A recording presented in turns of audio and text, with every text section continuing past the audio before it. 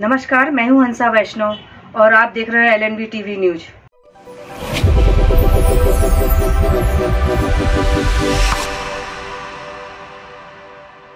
नमस्कार, स्वागत है आपका। मैं हूं डॉक्टर एल.एन. वैष्णव। शिक्षा, पर्यावरण, स्वास्थ्य तथा राष्ट्र के उत्थान में एक कदम आगे बढ़ाने के लिए जो कार्य किए जा सकते हैं उस सब के बारे में प्रशिक्षण देने के लिए एक वर्ग का आयोजन किया गया। क्या मध्य प्रदेश के दमोह जिले के अंतर्गत आने वाले बटियागढ़ में जरारू धाम गौ अभ्यारण्य में 6 दिनों तक जिले के 71 ग्रामों से आए हुए प्रशिक्षणार्थियों को प्रशिक्षण दिया गया। संच संस्थान के बैनर तले ये आयोजन था। आवासीय ये शिविर था और इस शिविर में एक एक मिनट का निर्धारण था। कब उठना है, कब आपको सोना है, क्या क्या कार्य करना है, किस प्रकार की योजना पर कार्य आगे चलकर करना है, ये पूरा का पूरा प्रशिक्षण दिया जा रहा था, जिसमें अनेक ग्राम यानी 71 ग्राम के 71 प्रशिक्षणार्थी थे, जिनमें महिला और पुरुष दोनों सम्मिलित थे। समापन अवसर पर जरारू धाम गौ अभ्यारण्य के अध्यक्ष नरेंद्र बजाज अतिथि के रूप में सम्मिलित हुए। उनके साथ जिला पंचायत के पूर्व जिला अध्यक्ष शिवचरण पटेल भी उपस्थित थे। उन्होंने सभी प्रशिक्षणार्थियों को शुभकामनाएं दी। इस अवसर पर हमने चर्चा की तथा संच संस्थान के पदाधिकारी से भी चर्चा की।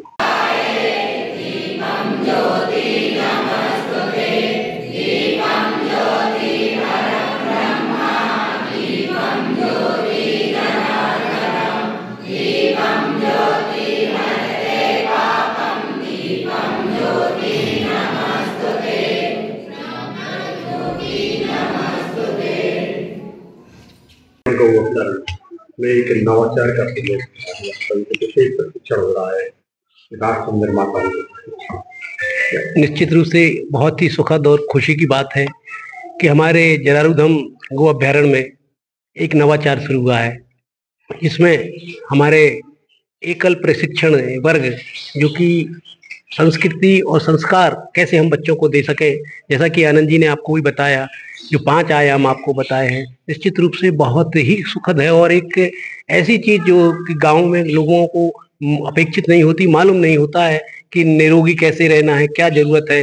प्राथमिक शिक्षा जैसे 4 से 14 साल के लिए बताया, तो उसके लिए निःशुल्क पढ़ाई करा रहे हैं। इसके अतिरिक्त संस्कार जो एक बहुत बड़ी बात है, क्योंकि हमारे यहाँ एक संघ में ये भी एक परंपरा है, चलन है कि हम संस्कारों के साथ चलते हैं, चाहे वो बड़ों का सम्मान हो या बड़ों का आशीर्वाद हमें मिले। तो इस तरह की जो चलन है वो निश्चित रूप से हमें संस्कार के साथ साथ आगे, जैसा कि नशा विरोधी चीजें बताई हैं हमारे मंत्री श्री प्रहलाद सिंह जी पटेल, जो कि हमारे यहाँ के जिन्होंने इसके संरक्षक भी हैं जरारू गो अभ्यारण्य के, और उनका मुख्य उद्देश्य ही ये नशा विरोधी अभियान जो उन्होंने चलाया है।